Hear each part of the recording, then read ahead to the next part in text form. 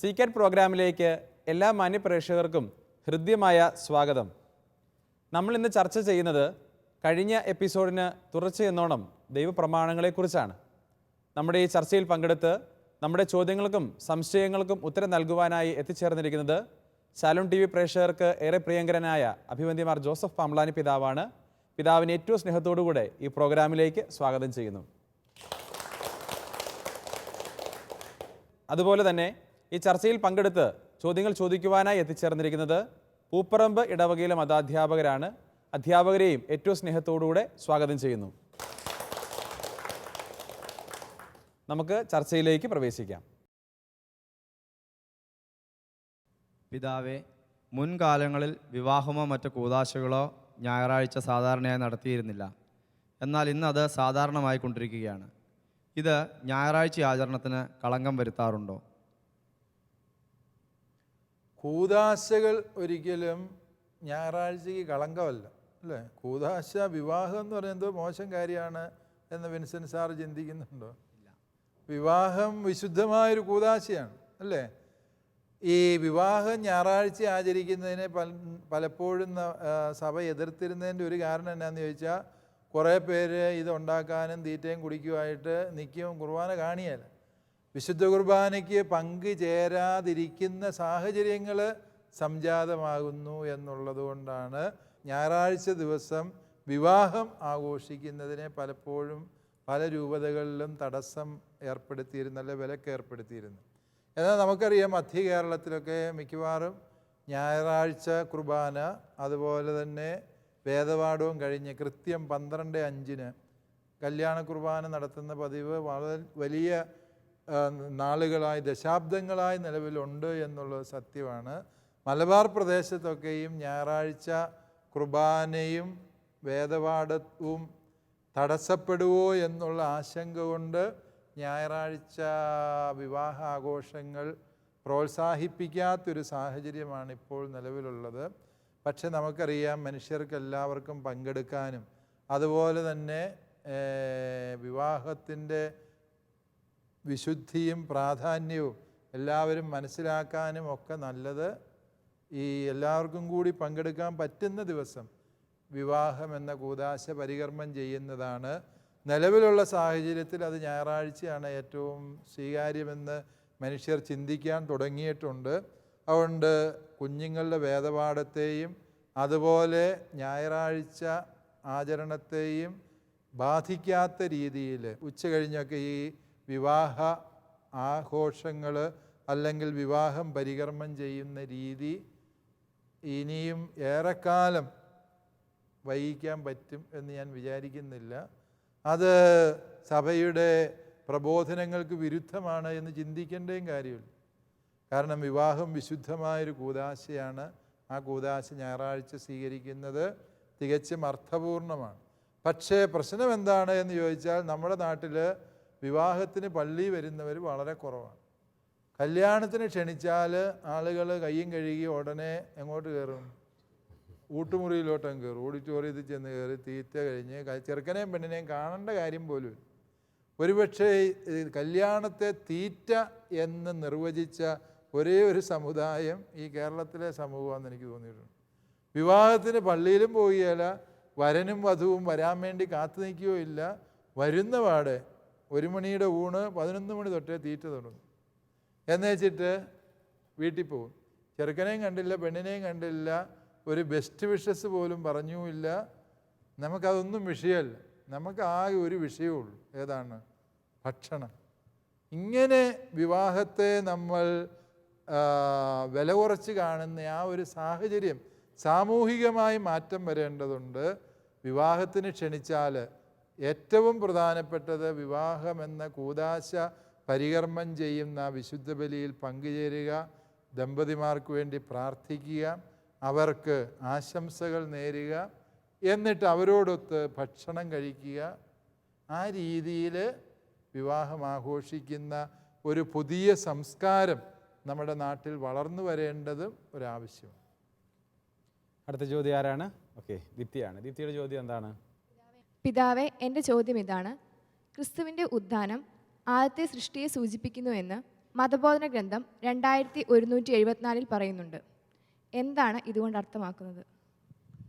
Yes, ക്രിസ്തുവിൻ്റെ ഉത്ഥാനം ഒരു പുതിയ സൃഷ്ടിയാണ്. കാരണം എന്താണ്?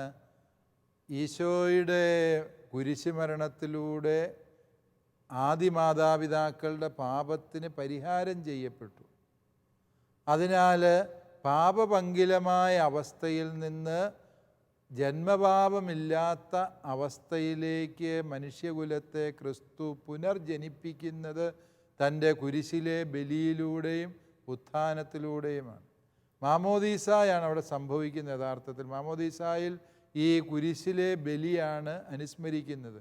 പൗലോസ്ലീഹ റോമാക്കാർക്ക് എഴുതിയ ലേഖനത്തിൽ പറയുന്നുണ്ട്, അവൻ്റെ മരണത്തോട് സദൃശ്യമായൊരു മരണത്തിൽ നാം അവനോട് ഐക്യപ്പെടുന്നു. എങ്ങനെയാണ്? വെള്ളത്തിൽ മുങ്ങുമ്പോൾ നാം അവനോടൊത്ത് മരിച്ച് സംസ്കരിക്കപ്പെട്ടു. വെള്ളത്തിൽ നിന്ന് ഉയർത്തുമ്പോൾ എന്തായി? കല്ലറയിൽ നിന്ന് പുറത്തു വരുന്നു. മാമോദീസ വാസ്തവത്തിൽ ഈശോമിശിഹായുടെ മരണോത്ഥാനങ്ങളിലുള്ള പങ്കാളിത്തമാണ് എന്നാണ് തിരുവചനം നമ്മെ പഠിപ്പിക്കുന്നത്. ആ അർത്ഥത്തിലാണ് ചിന്തിക്കുമ്പോൾ ഒരു പുതിയ സൃഷ്ടിയാകുന്ന പ്രവൃത്തിയാണ് ഈശോമിശിഹായുടെ ഉത്ഥാനം. മാമോദീസായിലാണ് ഒരു വ്യക്തി പുതിയ സൃഷ്ടിയാകുന്നത് എങ്കിൽ ആ മാമോദീസ വാസ്തവത്തിൽ ഈശോയുടെ മരണത്തിലും ഉത്ഥാനത്തിലുമുള്ള പങ്കാളിത്തമാണ് എന്ന അർത്ഥത്തിലാണ് മതബോധന ഗ്രന്ഥം ഈശോയുടെ ഉത്ഥാനം പുതിയ സൃഷ്ടിയാണ് എന്ന് പറയുന്നത്. അടുത്ത ചോദ്യം ആരാണ്? പിതാവേ, വിശ്വാസത്തിലും പ്രാർത്ഥനയിലും സകല സുഹൃത്തുക്കളും തങ്ങളുടെ കുഞ്ഞുങ്ങളെ അഭ്യസിപ്പിക്കുന്നതിന് മാതാപിതാക്കൾക്ക് ഉത്തരവാദിത്വമുണ്ട്. മക്കളോടുള്ള യാതൊരു ഉത്തരവാദിത്വവും ചെയ്യാത്ത മാതാപിതാക്കന്മാരോട് മക്കൾ സ്നേഹവും ബഹുമാനവും കാണിക്കാത്തത് തെറ്റാണോ? അതായത് 4-ാം പ്രമാണത്തെക്കുറിച്ചാണ് ടീച്ചർ ചോദിക്കുന്നത്. 4-ാം പ്രമാണത്തിലെ ചോദ്യം എന്താണ്? മക്കളോട് ഒരു ഉത്തരവാദിത്വവും പുലർത്താത്ത മാതാപിതാക്കളെ മക്കൾ സ്നേഹിക്കേണ്ടതുണ്ടോ? ഇല്ലേ? സ്നേഹിക്കുകയും ബഹുമാനിക്കുകയും ചെയ്യേണ്ടതുണ്ട്. സ്നേഹിക്കുകയും ബഹുമാനിക്കുകയും ചെയ്യേണ്ടതുണ്ടോ എന്ന് ചോദിച്ചാൽ ഇല്ല എന്ന് പറയാൻ പറ്റിയല്ല. മാതാപിതാക്കളെ മാതാപിതാക്കളായതിൻ്റെ പേരിൽ തന്നെ നമ്മൾ ആദരിക്കുകയും സ്നേഹിക്കുകയും ചെയ്യണം. കാരണം അതാണല്ലോ ക്രിസ്തീയത പഠിപ്പിക്കുന്നത്. അതായത് നിങ്ങൾക്ക് നന്മ ചെയ്യുന്നവർക്ക് മാത്രമേ നിങ്ങൾ നന്മ ചെയ്യുള്ളൂ എങ്കിൽ അതിലെന്ത് മേന്മയാണുള്ളത്? പാപികളും അങ്ങനെ തന്നെ ചെയ്യുന്നുണ്ടല്ലോ എന്ന് ഈശോ പറയുന്നുണ്ട്, അല്ലേ? ചില പിള്ളേർ അങ്ങനെ പറയുന്നുണ്ട്, എൻ്റെ അപ്പൻ എന്നെ സ്നേഹിച്ചില്ല, എൻ്റെ അമ്മ എന്നെ പരിഗണിച്ചില്ല, അതുകൊണ്ട് ഞാൻ അവരെ വയസ്സുകാലത്ത് തിരിഞ്ഞു നോക്കിയല്ല എന്നൊക്കെ പറയുന്നവരുണ്ട്. അത് തെറ്റായ കാഴ്ചപ്പാടാണ്. മാതാപിതാക്കൾ സ്നേഹിച്ചോ സ്നേഹിച്ചില്ലയോ എന്നൊക്കെ നമുക്ക് ഈ പ്രായപൂർത്തിയായിട്ട് വിലയിരുത്തുന്നതിൽ വലിയ പ്രസക്തി ഉണ്ട് എന്ന് തോന്നുന്നില്ല. കാരണം നമ്മളുണ്ടായ നാളുകളിൽ നമുക്ക് മാതാപിതാക്കളുടെ പരിചരണം കൂടാതെ അതിജീവനം അസാധ്യമായ കാലം ഉണ്ടായിരുന്നു, ഇല്ലേ? നമ്മളൊരു ടീനേജിലൊക്കെ എത്തിയപ്പോഴാണ് നമ്മൾ സ്വന്തം കാലം നിൽക്കാനും മാതാപിതാക്കൾ എന്നാ എനിക്ക് വേണ്ടി ചെയ്തത് എന്നൊക്കെ ചോദിക്കാനും ഒക്കെ നമ്മൾ വളർന്നത് അന്നേരമേ ഉള്ളൂ. നിങ്ങൾ കുഞ്ഞുങ്ങളെ പ്രസവിച്ച് വളർത്തിയിട്ടുള്ള അമ്മമാർ നിങ്ങളുടെ കൂടെയുണ്ട്, ഇല്ലേ? ഒരു കൊച്ച് ഒരമ്മയുടെ പരിചരണം ഒരു ദിവസം കിട്ടാതെ പോയാൽ ആ കുഞ്ഞിന് അതിജീവനം അസാധ്യമാണ്. അങ്ങനെ ഇന്ന് നമ്മൾ ഇത്രയും തൻ്റെ ഇടത്തോടെ വർത്തമാനം പറയാൻ വേണ്ടി അപ്പനും അമ്മ എന്നെ സ്നേഹിച്ചില്ല എന്ന് പറയാൻ വേണ്ടി എഴുന്നേറ്റ് നിൽക്കുന്നുണ്ട് എങ്കിൽ അതിൻ്റെ പിന്നിൽ ഒരപ്പൻ്റെയും അമ്മയുടെയും കുറേ കരുതലും സ്നേഹവും ഉണ്ടായിരുന്നു എന്ന് നമ്മൾ തിരിച്ചറിയേണ്ടതുണ്ട്. പിന്നെ ചിലർ പ്രസവത്തോട് തന്നെ കുഞ്ഞുങ്ങളെ ഉപേക്ഷിച്ച് പോവുകയും മറ്റാരെങ്കിലുടെയൊക്കെ കാരുണ്യത്താലും ഔദാര്യത്താലും ജീവിച്ച കുഞ്ഞുങ്ങൾക്ക് ഒരുപക്ഷെ ഇത്തരത്തിലുള്ള ചോദ്യങ്ങൾ ചോദിക്കാൻ പറ്റും. ഞങ്ങളോടുള്ള ഉത്തരവാദിത്വമൊന്നും നിറവേറ്റിയില്ല, അതുകൊണ്ട് അവരെ എടുത്തു വളർത്തിയ മാതാപിതാക്കളെ അവർ സ്വന്തം മാതാപിതാക്കളെക്കാളും അധികമായി സ്നേഹിക്കുന്നത് നമുക്ക് കാണാൻ വേണ്ടി സാധിക്കും. അവരെ നമുക്കൊരിക്കലും കുറ്റപ്പെടുത്താൻ പറ്റിയല്ല. കാരണം അവരപ്പൻ്റെയും അമ്മയുടെയും സ്നേഹം മുഴുവനും അറിഞ്ഞത് ഇവരിലൂടെയാണ്. മാതാപിതാക്കളുടെ ഉത്തരവാദിത്വം നിറവേറ്റിയത് അവരായതുകൊണ്ട് അവരോട് കൂടുതൽ സ്നേഹം കാണിക്കുന്നത് തികച്ചും മാനുഷികമായ ഒരു കാഴ്ചപ്പാടിലും വിലയിരുത്തലിലും ന്യായീകരിക്കാവുന്നതേ ഉള്ളൂ. അടുത്ത ചോദ്യം ആരാണ്? ഓക്കെ, സിന്ധു ടീച്ചറാണ്. ടീച്ചറുടെ ചോദ്യം. പിതാവെ, മക്കൾ സ്വന്തം നിലയിൽ ഉയർന്ന ജീവിതാവസ്ഥയിലെത്തുമ്പോൾ അതിന് കാരണക്കാരല്ലാത്ത മാതാപിതാക്കൾക്ക് അവരുടെ കുടുംബത്തിൽ യാതൊരു സ്ഥാനവും ലഭിക്കുന്നില്ല. മാതാപിതാക്കളെ ഇങ്ങനെ അവഗണിക്കുന്നത് ശരിയാണോ? യെസ്, അത് വളരെ ഗൗരവമുള്ളൊരു കാര്യമാണ്. മക്കൾ സ്വന്തം നിലയിൽ വലിയ ഉന്നതിയിലെത്തി എന്നുള്ള ആ പ്രസ്താവന പുനഃപരിശോധിക്കേണ്ട ഒരു പ്രസ്താവനയാണ്, അല്ലേ? പ്രതിപക്ഷം പറയുന്ന പോലെ ആ പ്രസ്താവന പിൻവലിക്കേണ്ടതാണ്. കാരണം എന്താണ്? മക്കൾക്ക് എപ്പോഴാണ് ഈ സ്വന്തം നിലയുണ്ടായത്, ഇല്ലേ? കാര്യം ശരിയായിരിക്കും, അവർ പഠിച്ചു, ഇത് നല്ല നിലയിലെത്തി, അത് അവരുടെ ബുദ്ധിയും ശക്തിയും ഉപയോഗിച്ച് അവർ പഠിച്ചതായിരിക്കും. പക്ഷേ ഈ തലം വരെ എത്തുന്നത് വരെ ഉണ്ടായതിന് മുമ്പ്, ഈ ഭൂമി വരുന്നതിന് മുമ്പ് 10 മാസം അവരെ ചുമന്ന് നടന്നത്, 9 മാസം കഷ്ടപ്പെട്ട് ചുമന്ന് നടന്ന ഒരമ്മയുണ്ട്, ഇല്ലേ? ആ കാലം മുഴുവനും ഈ അമ്മയും കുഞ്ഞിനെയും പരിപാലിച്ചൊരു അപ്പനുണ്ട്. അപ്പോൾ നമ്മൾ വളരെ പെട്ടെന്ന് അങ്ങ് പറയുകയാണ്, ഞാൻ നല്ല നിലയിലെത്തി, ഞാനിപ്പം വിദേശത്ത് നല്ലൊരു ജോലി സമ്പാദിച്ചു, എൻ്റെ അപ്പനും അമ്മയ്ക്ക് ഇതിനകത്ത് ഒരു പങ്കുമില്ല എന്നൊക്കെ പറയുന്ന ചില മിടുക്കന്മാരുണ്ട് എന്നുള്ളത് സത്യമാണ്. അവർ മിടുക്കന്മാരല്ല, അവർ ഭോഷന്മാരാണ്, വിവേകമില്ലാത്തവരാണ്.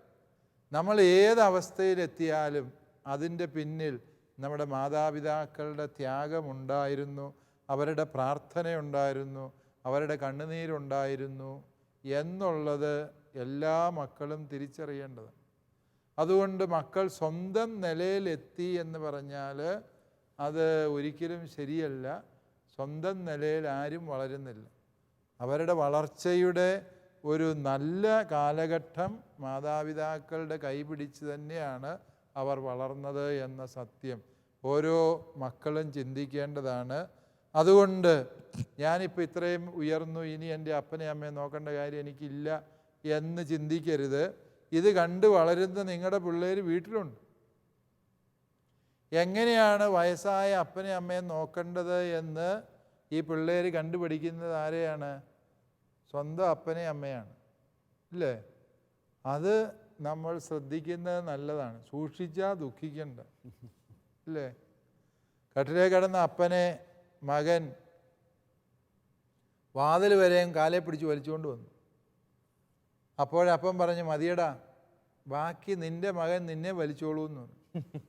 കാരണം എന്നാന്ന് ചോദിച്ചു കഴിഞ്ഞാൽ, ഈ വലിക്കപ്പെട്ട വ്യക്തി അയാളുടെ അപ്പനെ കട്ടിലേന്ന് വലിച്ച് താഴെയിട്ടയാളാണ്. കട്ടിലേന്ന് വലിച്ച് താഴെയിട്ടപ്പോൾ ഈ മകൻ എന്ത് ചെയ്തു? അയാളുടെ മകൻ ഇയാളെ കട്ടിലേന്ന് വലിച്ച് താഴെയിടല്ല, വാതൊക്കെ വരെയും വലിച്ചുകൊണ്ട് വന്നു. അപ്പോൾ ഈ അപ്പന് ബോധമുണ്ടായി. അപ്പം പറഞ്ഞു, ഇത്രയും മതി, ബാക്കി നിൻ്റെ മകൻ നിന്നെ വിളിച്ച് മുറ്റത്തിട്ടോളൂ. അതുകൊണ്ട് ഇതൊക്കെ കണ്ടാണ് നമ്മുടെ പിള്ളേർ പഠിക്കുക. അതൊരു വലിയ വിശ്വാസ പരിശീലനം കൂടിയാണ്. നിങ്ങൾ നിങ്ങളുടെ മക്കൾക്ക് കൊടുക്കുന്ന ഏറ്റവും വലിയ വിശ്വാസ സാക്ഷ്യമാണ് മാതാപിതാക്കളോട് കാണിക്കുന്ന ആദരവ്, സ്നേഹം, അവരുടെ വാക്കുകൾക്ക് കൽപ്പിക്കുന്ന മൂല്യം. ഇതൊക്കെയും പരമപ്രധാനമാണ്. അത് കുഞ്ഞുങ്ങൾക്ക് പകർന്നു നൽകുന്നില്ല എങ്കിൽ നിങ്ങൾ നിങ്ങളുടെ മക്കളെ നഷ്ടപ്പെടുത്തുന്ന മാതാപിതാക്കളായി തീരും എന്ന സത്യം ഓർക്കും. ഓക്കെ, അടുത്ത ചോദ്യം ആരാണ്? ഓക്കെ, ബീന ടീച്ചറാണ്. ടീച്ചറുടെ ചോദ്യം എന്താണ്? എൻ്റെ ചോദ്യം ഇതാണ്. പിതാവിനെ വഞ്ചിച്ച അനുഗ്രഹം നേടിയെടുത്ത യാക്കോബ് 4-ാം പ്രമാണത്തിൻ്റെ നഗ്നമായ ലംഘനം നടത്തി. എന്നിട്ടും എങ്ങനെയാണ് യാക്കോബ് അനുഗ്രഹിക്കപ്പെട്ടവനായത്? യെസ്, എന്നിട്ടും എങ്ങനെയാണ് യാക്കോബ് അനുഗ്രഹിക്കപ്പെട്ടവനായത്? നഗ്നമായ ലംഘനം എന്നൊക്കെ ടീച്ചർ വളരെ ക്രൂരമായ പദപ്രയോഗമാണ് നടത്തിയത്. ഒന്ന്, അതിനെ യാക്കോബ് ചെയ്ത് ഇച്ചിരി ശരിയല്ല, ഞാൻ സമ്മതിക്കുന്നു. പക്ഷേ ജ്യേഷ്ഠസ്ഥാനത്തിൻ്റെ മൂല്യം അറിയാത്ത, അംഗീകരിക്കാത്തവന് അതിൻ്റെ പ്രാധാന്യം ആവശ്യമില്ല. ഒരു കപ്പ് പയറ് പായസം തരുവാണെങ്കിൽ എൻ്റെ മൂത്ത സ്ഥാനം നീ എടുത്തു എന്നും പറഞ്ഞ് അവൻ കൊടുത്തതാണ്, ഇല്ലേ? പിന്നെ ആവശ്യം വന്നപ്പോൾ അനുഗ്രഹം വരുമെന്ന് കിട്ടുമെന്ന് കണ്ടു കഴിഞ്ഞപ്പോഴത്തേക്കും ചാടി വീഴുന്നത് ശരിയാണോ? ഈ ഏസാവ് ചെയ്തത് ശരിയാണോ? ഒന്ന്, ജ്യേഷ്ഠസ്ഥാനം അങ്ങനെ വിൽക്കാൻ പാടില്ല. ഇനി കൊടുത്തതാണെങ്കിൽ അനുഗ്രഹം ചുമത്തിന് അപ്പം വിളിക്കുമ്പോൾ പറയണം, അപ്പ ഇങ്ങനൊരു കാര്യം ഞാൻ ചെയ്തായിരുന്നു, ഞാൻ പയറുപായസത്തിന് ഇത് വിറ്റായിരുന്നു, ഇത് അവനെ അനുഗ്രഹിച്ചോളാൻ അവൻ പറയല്ലേ ഇത്. അവനവൻ്റെ വാക്കിൽ വില കൽപ്പിച്ചില്ല. പിന്നെ ജ്യേഷ്ഠൻ അനുജന് ദാസനായിരിക്കും എന്ന് അവരുടെ ജനനത്തിന് മുൻപേ ദൈവം പദ്ധതി തയ്യാറാക്കിയിരുന്നു. അങ്ങനെ തിരുവചനം പറയുന്നുണ്ട് അല്ലേ? അതായത് യാക്കോബാണ് വാഗ്ദാനത്തിൻ്റെ പുത്രനാകേണ്ടത് എന്നത് ദൈവീക പദ്ധതിയിൽ തീരുമാനിച്ച കാര്യമാണ്. ദൈവത്തിൻ്റെ പദ്ധതി അനുസരിച്ചാണ് കാര്യങ്ങൾ മുമ്പോട്ട് പോയത്. അതുകൊണ്ടാണ് വൃദ്ധനായ ഇസഹാക്കിന് ഏസാവിന് പകരം യാക്കോബിനെ അനുഗ്രഹിക്കേണ്ടി വന്നത്. കാരണം അത് ദൈവിക പദ്ധതിയുടെ ഭാഗമായിരുന്നു എന്ന് നമുക്ക് മനസ്സിലാക്കാം. അതുകൊണ്ട് അത്രയും നഗ്നമായ ഒരു ലംഘനമായിട്ട് അതിനെ പരിഗണിക്കേണ്ട കാര്യമില്ല. ഓക്കെ, താങ്ക് യു പിതാവേ. അടുത്ത ചോദ്യം ആരാണ്? ഓക്കെ, ബിനോയ് സാറാണ്. സാറിൻ്റെ ചോദ്യം. പിതാവേ, ഈ കാലഘട്ടത്തിൽ പല വീടുകളിലും മാതാപിതാക്കന്മാർ വീട്ടിലും മക്കൾ വിദേശത്തുമാണുള്ളത്. അപ്പോൾ അവരെ ബഹുമാനിക്കണമെന്നുള്ളത് എത്രത്തോളം പ്രാവർത്തികമാക്കാൻ സാധിക്കും? യെസ്, സാറ് പറഞ്ഞത് ശരിയാണ്. ഈ കാലഘട്ടത്തിൽ ഒരു നല്ല ശതമാനം വീടുകളിലും മക്കൾ ഒന്നെങ്കിൽ വിദേശത്തായിരിക്കും, അല്ലെങ്കിൽ ജോലിക്കായി മറ്റെവിടെയെങ്കിലുമൊക്കെ വിദൂരങ്ങളിലായിരിക്കും. അവർക്ക് മാതാപിതാക്കളെ എങ്ങനെ ബഹുമാനിക്കാൻ പറ്റും? ഇതാണ് ചോദ്യം. വിദേശത്തിരുന്നും ബഹുമാനിക്കാം ഇല്ലേ? ബോംബെയിലിരിക്കുന്ന മകന് കേരളത്തിലെ അപ്പനെ ബഹുമാനിക്കാം. എന്നും രാവിലെ ഉച്ചയ്ക്കും വൈകിട്ടും വിളിച്ചു ചോദിക്കുക, അപ്പ എങ്ങനെയുണ്ട്, സുഖമാണോ, കാര്യങ്ങളൊക്കെ എങ്ങനെ പോകുന്നു? ആ സ്നേഹം പ്രകടിപ്പിക്കുന്നതിന് ഈ കാലഘട്ടത്തിൽ അകലം ഒരു തടസ്സമല്ല. പലപ്പോഴും വീട്ടിൽ അപ്പൻ്റെ കൂടെ താമസിക്കുന്ന മക്കളെക്കാളും കൂടുതൽ മാതാപിതാക്കളെ സ്നേഹിക്കുകയും അന്വേഷിക്കുകയും അവരുടെ കാര്യത്തിൽ താല്പര്യമെടുക്കുകയും ചെയ്യുന്ന വിദേശികളായ മക്കളെ ഞാൻ കണ്ടിട്ടുണ്ട്. അപ്പൻ്റെ അമ്മയുടെയും വീട്ടിൽ ഇങ്ങനെ CC ക്യാമറ വെച്ച് അപ്പൻ്റെ അമ്മയുടെയും മൂവ്മെൻറ്റുകൾ പോലും ഓഫീസിലിരുന്ന് നോക്കുകയും എന്തെങ്കിലും ഒരു ബുദ്ധിമുട്ട് കാണുമ്പോൾ ഉടനെ ചാടി വീണ് ഇടപെടുകയും മറ്റുള്ളവരെ ഫോൺ വിളിച്ച് അപ്പൻ്റെ കാര്യം അന്വേഷിക്കാൻ വേണ്ടി പറഞ്ഞു വിടുകയൊക്കെ ചെയ്യുന്ന മക്കളെ ഞാൻ അമേരിക്കയിൽ ചെന്നപ്പോഴോ അതുപോലെ ജർമ്മനിയിൽ നിന്നൊക്കെ കണ്ടിട്ടുണ്ട്. അതുകൊണ്ട് ഈ കാലഘട്ടത്തിൽ അകലെയാണ് എന്ന് പറഞ്ഞുകൊണ്ട് മാതാപിതാക്കളെ സ്നേഹിക്കാൻ പറ്റിയല്ല എന്ന് വിചാരിക്കേണ്ട. ഹൃദയം കൊണ്ട് അകലെയാകാതിരുന്നാൽ മതി. ഭൂമിയിൽ നമ്മൾ അകലെയായിരിക്കാം, പക്ഷെ നമ്മൾ ഹൃദയം കൊണ്ട് അകലെയാകാതെ ഇരുന്ന് മാതാപിതാക്കളെ ശുശ്രൂഷിക്കാൻ, സ്നേഹിക്കാൻ നമുക്ക് സാധിക്കും. ഇപ്പോൾ ജോലിയുള്ള മക്കൾക്ക് ജോലിയെല്ലാം രാജിവെച്ചിട്ട് അപ്പനെ അമ്മയെ നോക്കാൻ വേണ്ടി ഇവിടെ വരാൻ പറ്റണമെന്നില്ല. അത്തരം സാഹചര്യങ്ങളിൽ മാതാപിതാക്കളോടുള്ള ഉത്തരവാദിത്വം നിറവേറ്റാൻ തക്ക വിധത്തിൽ അതിന് പറ്റിയ സംവിധാനങ്ങൾ ഇവിടെ ക്രമീകരിക്കാം. ഇവിടെ മാതാപിതാക്കളെ നന്നായി നോക്കുന്ന വ്യക്തികളെ അതിനുവേണ്ടി നിയോഗിക്കാം, അതിന് വേണ്ട കാര്യങ്ങൾ ക്രമീകരിക്കാം. വിവിധ രീതിയിൽ അത് ചെയ്യാൻ പറ്റും. അല്ലെ കുടുംബത്തിൽ ഈ പ്രത്യേകിച്ച് ജോലിക്കൊന്നും പോകണ്ടാത്ത ഏതെങ്കിലും മക്കളുണ്ട് എങ്കിൽ അവരെ ആ ഉത്തരവാദിത്വം ഏൽപ്പിച്ചിട്ട് വിദേശത്തുള്ള മക്കൾക്ക് അവരെയും അവരുടെ കുടുംബത്തെയും സപ്പോർട്ട് ചെയ്ത് മാതാപിതാക്കളോടുള്ള ഉത്തരവാദിത്വം നിറവേറ്റാം. അങ്ങനെ അനേകം വഴികളിലൂടെ ഇതൊക്കെ ചെയ്യാൻ സാധിക്കും. അതല്ല എങ്കിൽ മാതാപിതാക്കളെയും കൂടി തങ്ങളായിരിക്കുന്ന സ്ഥലത്തേക്ക് കൊണ്ടുപോകാൻ പറ്റുമോ എന്നുള്ളത് അന്വേഷിക്കാം. ഇങ്ങനെ വിവിധ വഴികളുണ്ട്. വിദേശത്ത് പോയതോടെ അപ്പനല്ലാതെയും അമ്മയല്ലാതെയും ആകുന്നില്ല എന്നുള്ള തിരിച്ചറിവ് എല്ലാവർക്കും ഉണ്ടായാൽ നല്ലത്. താങ്ക് യു പിതാവേ. അടുത്ത ചോദ്യം ആരാണ്? ഓക്കെ, ഇസ്മ ടീച്ചറാണ്. ടീച്ചറുടെ ചോദ്യം എന്താണ്? പിതാവേ, മാതാപിതാക്കളെ അനുസരിക്കണമെന്ന് പറയുമ്പോൾ അവർ നൽകുന്ന ഏതെങ്കിലും ഒരു നിർദ്ദേശം ധാർമ്മികമായി തെറ്റാണെന്ന് കുട്ടികൾക്ക് ബോധ്യമുണ്ടെങ്കിൽ കുട്ടി അത് അനുസരിക്കണോ? അനുസരിക്കേണ്ട കാര്യമില്ല. ഇപ്പം അപ്പം പറയുകയാണ്, അയലോക്കത്തെ വീട്ടിൽ കയറി ഒരു 1000 രൂപ കട്ടുകൊണ്ട് വരാൻ പറഞ്ഞു. അത് വേദപാഠം പഠിച്ച കൊച്ചിനറിയാം മോഷണം പാപമാണ്. കൊച്ചനുസരിക്കണ്ട അല്ലേ? അപ്പനേക്കാളും ബോധമുള്ള പിള്ളേർ ഉണ്ടാകും ചിലപ്പം. അപ്പനെ തിരുത്തേണ്ടതുണ്ടാകും ചിലപ്പം. ധാർമ്മികതയിൽ തിന്മ എന്ന് പൂർണ്ണ ബോധ്യമുള്ള കാര്യങ്ങൾ അനുസരിക്കാതിരിക്കാൻ കുഞ്ഞുങ്ങൾക്ക് അവകാശമുണ്ട്. ഇനി കൊച്ചത് അനുസരിച്ചാൽ കൊച്ച് തെറ്റുകാരനല്ല എന്നതുമാണ് അതിൻ്റെ വ്യത്യാസം. ഇപ്പം അപ്പം പറഞ്ഞു, നീ ആ വീട്ടിൽ ചെന്ന് ഇന്ന സാധനം എടുത്തുകൊണ്ട് പോരൂ എന്ന് പറഞ്ഞു. കൊച്ചപ്പനെ അനുസരിക്കാൻ വേണ്ടി പോയി ഒരു ഗിണ്ടി ഇങ്ങ് എടുത്തുകൊണ്ട് വന്നു. അല്ലേ? നടക്കല്ലിൻ്റെ അടുത്തൊരു കിണ്ടി ഉണ്ടായിരുന്നു. അപ്പം പറഞ്ഞിട്ട് ആരും കാണാതെ ഇങ്ങ് അടിച്ചുകൊണ്ട് പോരാൻ പറഞ്ഞു. അവൻ ചെന്ന് ആ കിണ്ടിയും കൊണ്ടുവന്നു. അപ്പം കൊണ്ട് അത് വിറ്റ് കാശും മേടിച്ചു. കൊച്ചിന് മോഷണം എന്ന കുറ്റം കൊച്ചിൻ്റെ മേൽ ആരോപിക്കപ്പെടാൻ പറ്റിയല്ല. കാരണം എന്താണ്? കൊച്ചപ്പനെ അനുസരിക്കുക എന്ന പുണ്യപ്രവൃത്തിയാണ് ചെയ്തത്. കൊച്ചിനെ കൊണ്ട് മോഷണം നടത്തിച്ചതിൻ്റെ പാപം, മോഷ്ടിച്ചു എന്ന് മാത്രമല്ല കൊച്ചിന് ദുർമാതൃക നൽകി എന്ന പാപവും കൂടെ ആരുടെ പേരിൽ വരും? അപ്പൻ്റെ പേരിൽ വരും. അതാണ് കഠിന ശിക്ഷ. ഈശോ പറഞ്ഞു, ഈ ചെറിയവരിൽ ഒരുവന് ദുഷ്പ്രേരണ നൽകുന്നവന് കൂടുതൽ നല്ലത് അവൻ്റെ കഴുത്തിൽ കഴുതയുടെ തിരികല്ല് കെട്ടി കടലിൻ്റെ ആഴത്തിൽ എറിയപ്പെടുന്നതാണ്. കിണ്ടിയെടുത്ത അപ്പന് ഉള്ള ശിക്ഷ വളരെ കഠിനമായിരിക്കും. ഇന്ന് നമ്മൾ ചർച്ച ചെയ്തത് ദൈവപ്രമാണങ്ങളെക്കുറിച്ചാണ്. ഈ വിഷയത്തെക്കുറിച്ചുള്ള ചർച്ച ഇവിടെ അവസാനിക്കുന്നില്ല. അടുത്ത എപ്പിസോഡിൽ വീണ്ടും കാണുന്നതുവരെ നന്ദി, നമസ്കാരം.